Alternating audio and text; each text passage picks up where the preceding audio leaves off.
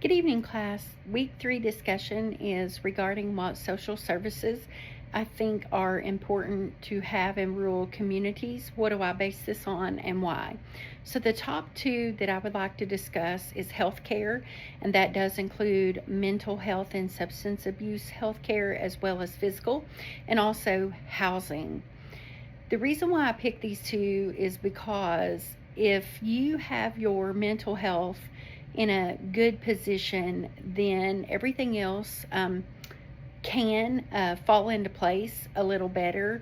You won't have as many issues with all the other things that go along with that, in my personal opinion. So, I want to talk about healthcare. I live in a town that is growing, and there's outskirts to it, which is where I live, and the closest doctor's offices or places now that you can get to is minimum 30 minutes away. So obviously, if you're having an emergency, 30 minutes could be a matter of life and death. So there is not any shorter route that you can take, and ambulances can't even get to you. Like, literally, I could drive faster to the hospital than waiting on an ambulance. And sometimes you need that ambulance care depending on the type of emergency. So you can't get to doctors easily. And because you live so far out, a lot of folks, especially the older elderly in the communities that live in rural areas, they either do not have transportation any longer, or they're not able to drive, or the people that take care of them actually cannot drive, or they're not allowed to drive them. Literally, in my town, even though we're comprised of the county, and then we do have two cities within the county, they're very, very small. We have one hospital, and it's not even a regional hospital. It is just a very small local, and they are limited at what services they can provide. But if you can get there, they can at least give you a little bit of help until you can get, for instance, to UT of Knoxville or Park West in Knoxville or something like that. So we do have Knoxville surrounding us, but at best, especially from the rural areas, that's 45 minutes to an hour away on a good traffic day. So physically, that is not good. And because we've already discussed in other discussions that in rural areas, obesity is a problem just because of the food that you eat and everything, because you get what's available. So just that stigma of all of those things really affect people and their ability to get health care. What I want to concentrate the most on is actually, though, mental health care. We do not have any facilities in my town at all for mental health. They used to have a floor on the hospital. Now they kind of have a quarter of a floor available for that, and then they make determinations of whether you need something more. There are a couple of other facilities that are supposed to be for mental health, but one unfortunately got in a lot of trouble and shut down, and so now we're down to one, and it's just very minimal, and then the criteria to get in is extreme. So we have nothing local to help people. We do have a lot of counselors and therapists, but again, people in rural communities, if insurance doesn't cover it, they cannot pay for a session, and most of the time those people are not going to go get that kind of care. They will just say that it's unimportant, or they really don't have issues when they do. And definitely, if they are having those issues because of substance abuse, they're not going to go do that. And the unfortunate thing with the substance abuse and people that do have the mental illness, they do get put in jail, and the jail here gets very overcrowded. And they were working on a community for those that have lesser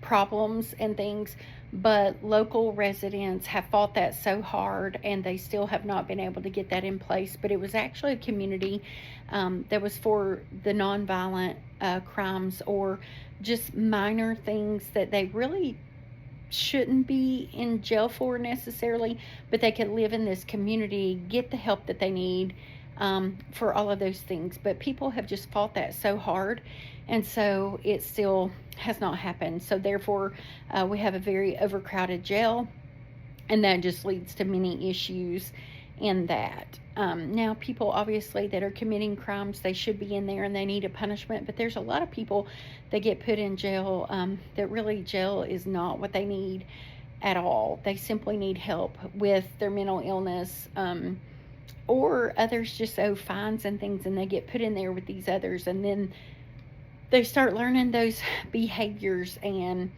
just make bad choices from there. So I'm a huge advocate for mental health. That's just very dear to my heart because just dealing with the childhood trauma that I have and experiencing things that I have, and now working in a high school with young children. We have a couple, again, facilities for kids, but it's very limited and they can only go for a very short amount of time. They do try to set them up with counselors and therapists, but a lot of times these kids do not have parents or family members that want to believe that they have a problem and they need that kind of help, so they won't take them or send them, or again, they don't have the money, the transportation, the gas money to go. They choose other things instead, and most of it is understandable, but some is inexcusable. I'll move on to housing. As I said, our town is building up. There's a lot of people that are moving here, and they are building houses and condos and apartments on every block, but they're so expensive, and they put such limitations on them that people in rural communities cannot afford them. Even if they're working the best job ever, they cannot afford those places, and they don't get that same opportunity.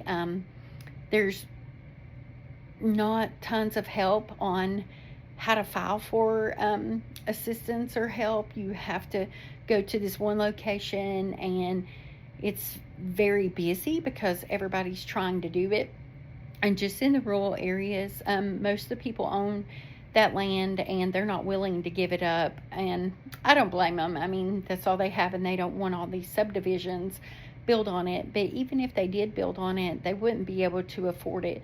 So many live in mobile home parks and mobile homes that are not really suitable or fit for living in, but they get what they can afford. I work with many students that live in trailer parks, and there's inadequate electricity, water, room space, but that's their way of life and just all that they can afford. So it's heartbreaking, and just because you live in a trailer don't mean anything. I do myself, but there is a difference, and just how your resources come and everything.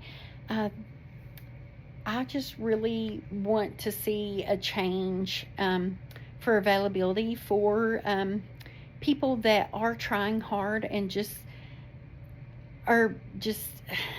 they get bad things happen to them, and they don't necessarily deserve it. Now, there are some that they don't try, and they just live whatever, and they're cool with that, and they're not going to do any better or be any better, and that's a little bit different. But those that honestly want a better life and they're trying, it's really sad that they don't have anything. So I base my views on that, and the reason why, from our textbook, in the conclusion, talks about 5 common problems that are encountered in the rural communities by social workers and agencies. Access to services, and that is true, as I have described. When you live so far out, you either have minimal transportation or you can't afford the gas, and then it takes so long to get to that service. Availability of specialized services. Again, I stated in our town, even though we're growing and we're not really considered big, but we have opportunities of certain things. We just do not have the number of services that we need to accommodate those needs. The third problem is funding, and that's absolutely true. I know in my rural community, churches really go above and beyond, but again, there's only so much they can do, and they cannot possibly help every single family that is in need of help. So then you've got to look at that of who you choose to help and how you don't. So that's really hard. We do have some community centers that do their best to help, but again, it's only feasible to help so many. Fourth problem is attracting and retaining professional staff to deliver the services. So you really got to have a buy-in of those people that are willing to provide that. And without better salaries or more opportunities and different lifestyles, professionals are just not going to choose those areas to do that work. And then last is the barrier of traditional value base of rural communities, which emphasizes, as our textbook says, personal responsibility, self reliance, and use of the family and other resources. These values make people reluctant to access formal services.